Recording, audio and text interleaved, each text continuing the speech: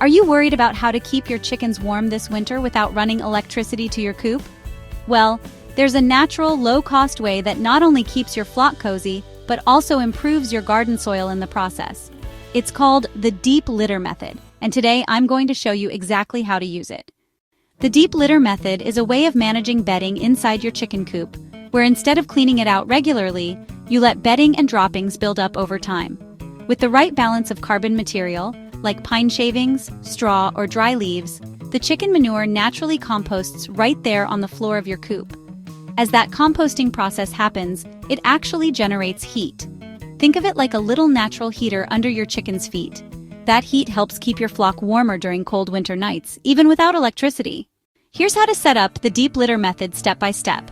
Start with a clean, dry floor. Lay down a thick base layer, at least 4 to 6 inches, of pine shavings, straw, or dried leaves. Let the chickens do the work. As they scratch and move around, they naturally turn the bedding, mixing droppings in with the carbon material. Keep adding fresh bedding. Every week or so, sprinkle on a fresh layer to cover droppings, reduce odor, and keep things dry. Watch the moisture balance. If it smells bad or looks too wet, add more dry bedding. If it's dusty and too dry, mist lightly with water. Build it up over time. By midwinter, you might have 8 to 12 inches of bedding working like a compost blanket, producing warmth and insulation. The deep litter method does 2 big things for your chickens in winter. Natural heat. As the bedding breaks down, it gives off gentle heat that keeps the coop warmer. Insulation. The thick layer of bedding traps warmth and keeps cold drafts away from your chicken's feet. The result is a coop that's more comfortable, even when temperatures outside are freezing. Come spring, you'll want to do a full clean-out.